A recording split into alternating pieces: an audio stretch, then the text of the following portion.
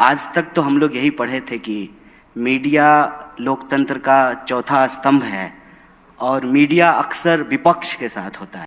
मैं हूं राजू चौहान।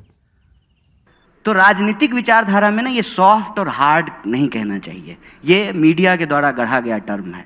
जहर जहर होता है, सांप का बच्चा भी उतना ही जहरीला होता है जितना वयस्क होता है।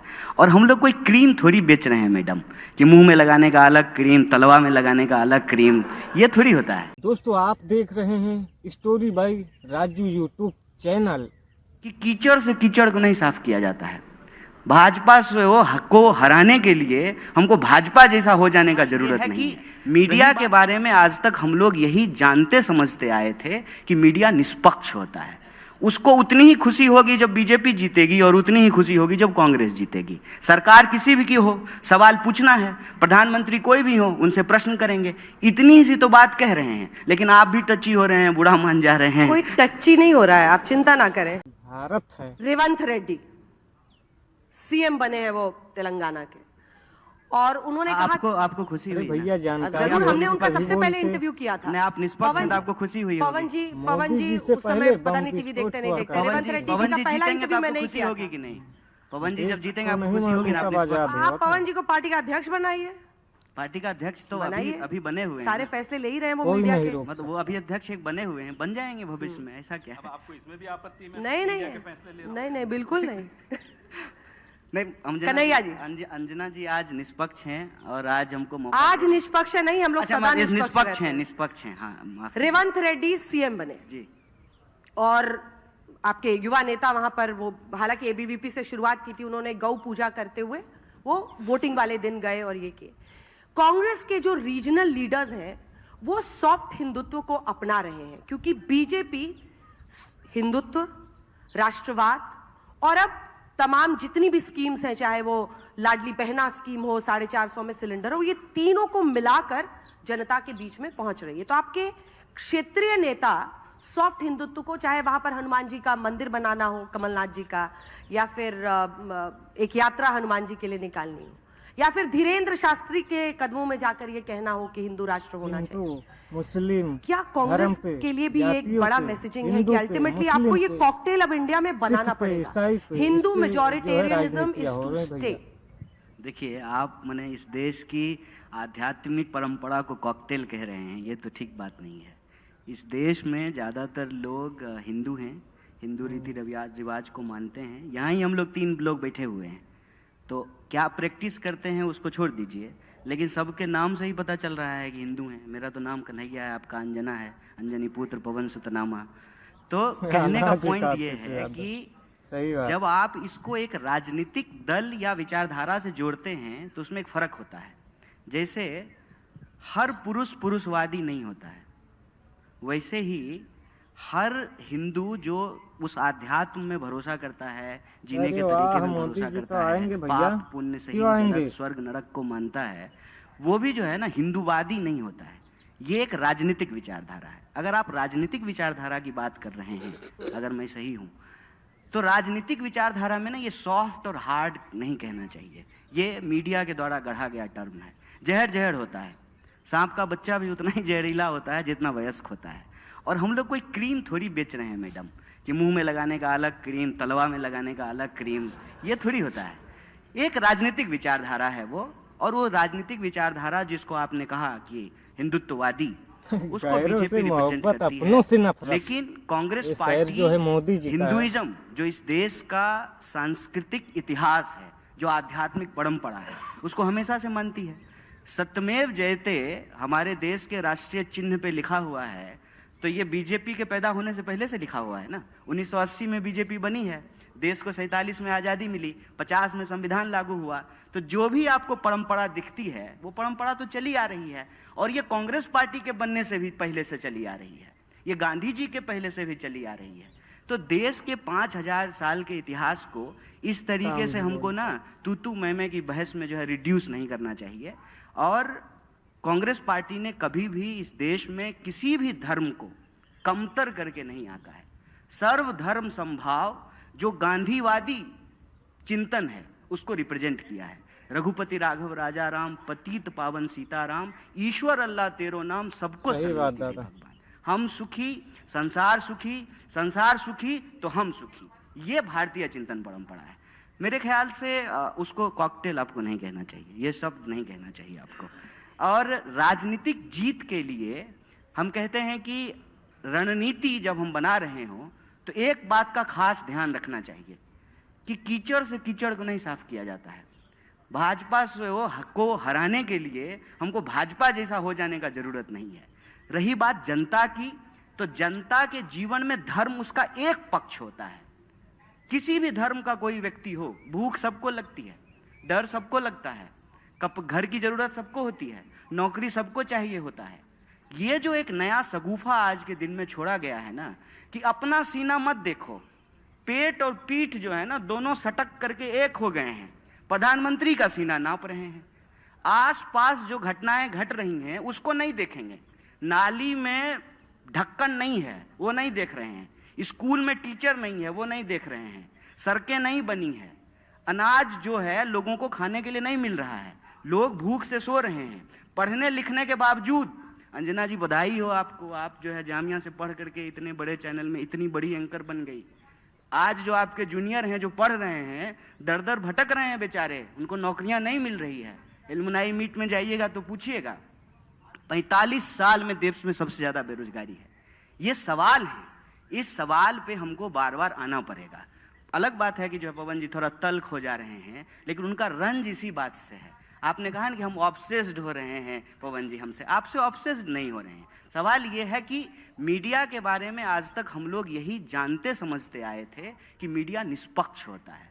उसको उतनी ही खुशी होगी जब बीजेपी जीतेगी और उतनी ही खुशी होगी जब कांग्रेस जीतेगी। सरकार किसी भी की हो, सवाल पूछना है, प्रधानमंत्री कोई भी हो, उनसे प्रश्न करेंगे, इतनी ही सी तो बात कह रहे हैं। लेकिन आप भी टची हो रहे हैं, बुरा मान जा रहे हैं। कोई टची नहीं हो रहा है, आप चिंता ना करें, वो और लोग होंगे जो टची होते होंगे। कन्हैया जी, कर्नाटका में जिन गारंटीज पर कांग्रेस पार्टी को इतनी बड़ी जीत मिली, जिसकी चर्चा हुई, और वहां से विद इन इंडिया गठबंधन भी कांग्रेस का कद बढ़ा, क्योंकि उसके बाद बेंगलुरु में सबसे बड़ा आयोजन किया गया इंडिया गठबंधन के साथियों का।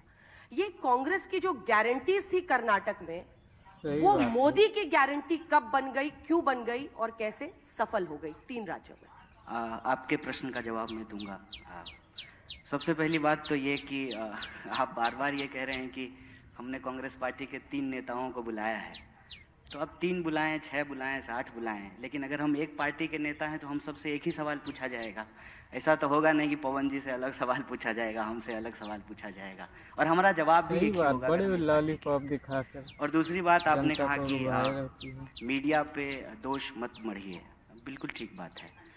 आज तक तो हम लोग यही पढ़े थे कि मीडिया लोकतंत्र का चौथा स्तंभ है। मोदी है तो और मीडिया अक्सर विपक्ष के साथ बोलने का तमीज नहीं है, सवाल जो है वो सत्ता से पूछता है। मोदी मुझे इस पे कोई गिला शिकवा नहीं है। अरे विकास के ऊपर वोट आपने दीजिए। शायरी पढ़ी थी तो हम भी एक पढ़ देते हैं आपके लिए कि हमने इस दौर के अंदाज निराले देखे, फैसला कत्ल का कातिल के हवाले देखे।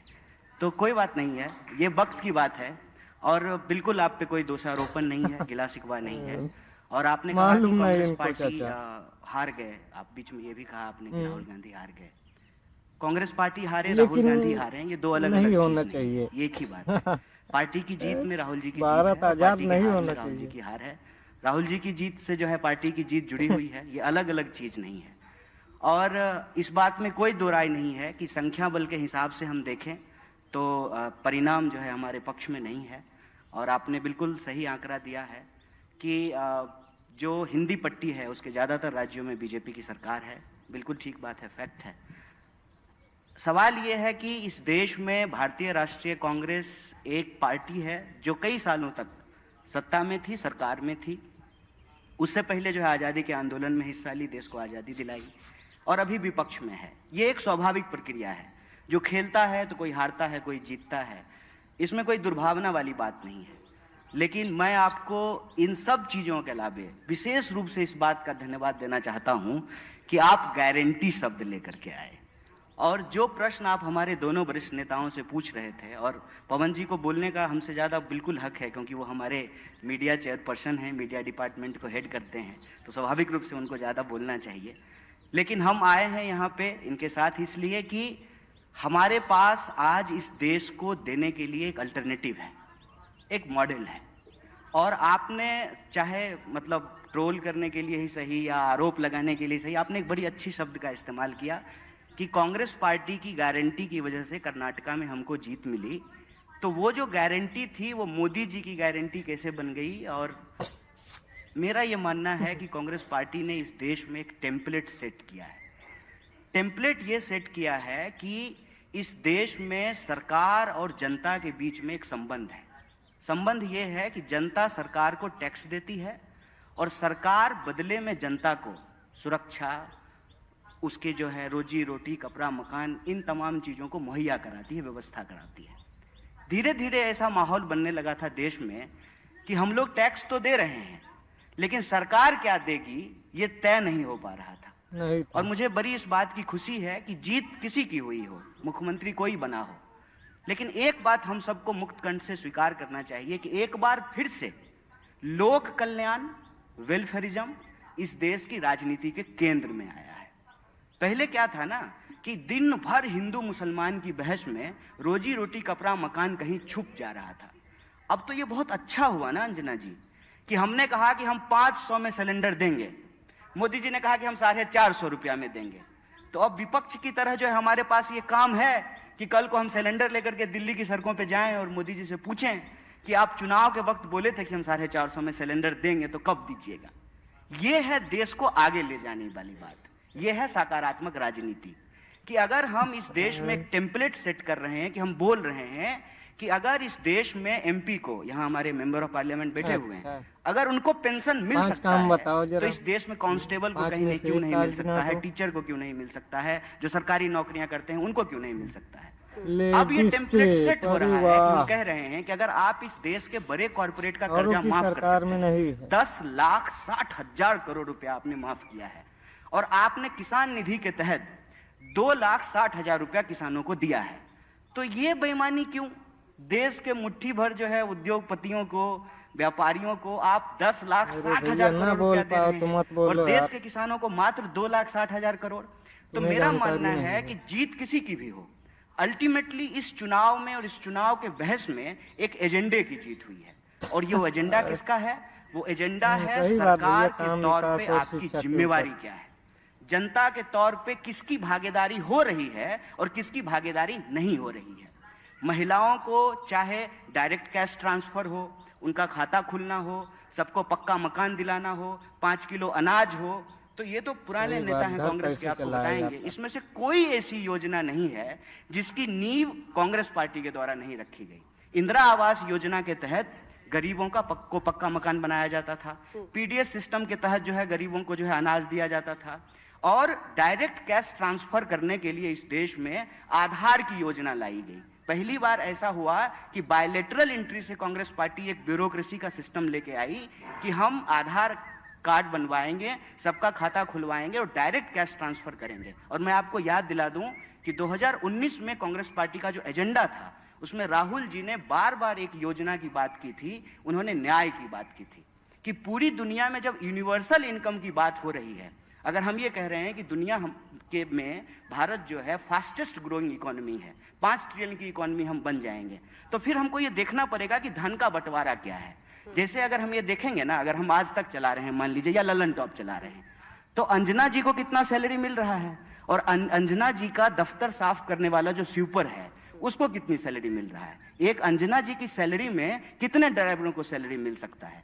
ये जो धन का बंटवारा है ये देखना पड़ेगा, क्योंकि आंकड़ा ये कहता है कि इस देश में 1% लोगों के पास 99% प्रॉपर्टी एक्युमुलेट हो गई है।